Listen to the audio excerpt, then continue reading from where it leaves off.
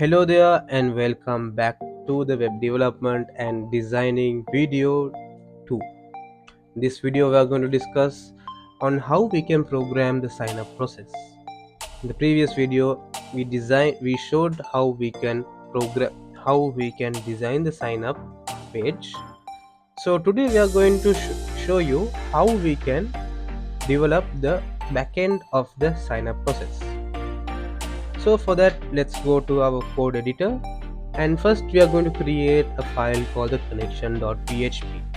So this is also a double OP, an object oriented class here. So I have created a class called database, and then I am calling the public static connection, and then we are setting up a connection, and I am using the local host as our host address, and then I'm using this as my username, and this is going to be my password, and this is the database name, and I'm going to use the port 3306. And for insert, update, delete queries, I'm going to use the IUD, and for the search queries I'm going to use the search function. Alright, so now to create the sign up process,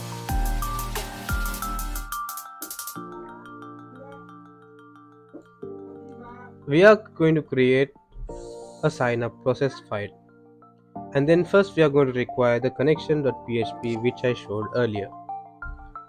After that, we are going to take in the user inputs, the first name, last name, email and password through the JavaScript. So this is the sign up box, and we have given IDs, first name, last name, email, password, mobile and gender. So to get all the details, we are getting it through the script.php, and I have assigned a function called sign up. So once the sign up button is pressed, which is this button, the sign up function is called in the JavaScript, and then it picks up the elements from the HTML file, first name, last name, email, password, mobile and gender, and then we create a new form, and the form data is passed through the AJAX request send, and then we are going to open a connection, a post connection, and it's going to be an AJAX connection, and then we are redirecting this to the sign up process.php.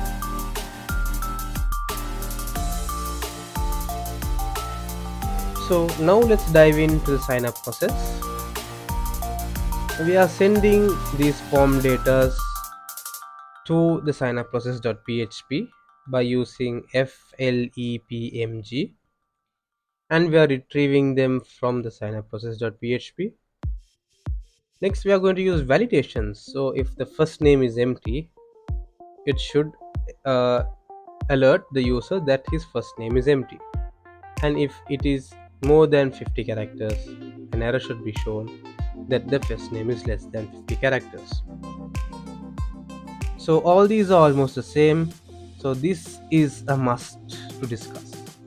So this filters whether this is an appropriate email address. So it checks whether the @ mark is there and if it is ending with .com. So if it doesn't feel like a valid email address, it will show an error. Next we are using the strlen function to see how much length is the password character length, and we are going to use pregmatch to see whether it is a valid number. So it will check whether the first two numbers are 0, 7, and then if it is 0, 1, 2, 3, 4, 5, 6, 7, 8.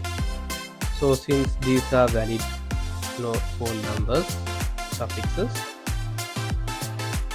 and then the rest should have numbers from 0 to 9, else it should show an invalid mobile number.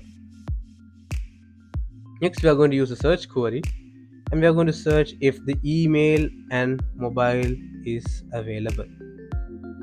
If the email is already registered within the system, it should show that the user with the same email or mobile already exists.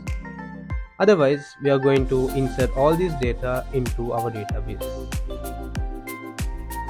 So we are going to insert into users, first name, last name, email, all these columns.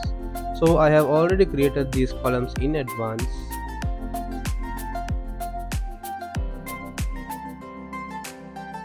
So let's go to our eShop, and I have created a table called student.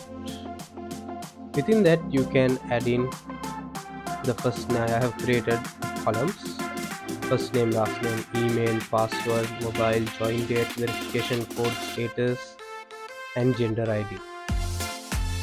For the gender, I have inner joined it with another table, which is the gender table. So gender table has the ID and the gender name, where the values are male and female. So within the users, you get it as a foreign key, and you can select the gender as well. Let's discuss a few values within the database, and I'm going to select the join date as a date time, and the status and gender ID as int, and the others are going to be varchar with 50 characters. Email is obviously going to be 100 characters. The password is going to be 20 characters, and mobile phones in Sri Lanka use 10 characters only. So we enter all these data, and it should show a message as success. Let's give it a demo. So I'm going to type in all the details. So we are going to use a new email, the new first name and last name. So I'm going to use John Doe and john@gmail.com, and the password is going to be 789456123, and the mobile. And so let's give it a number, not 77123456 and then the gender as male, and let's give it sign up, and we can see that we got a success message, and we can sign into our account. Thank you for watching this video. We will meet in the next video.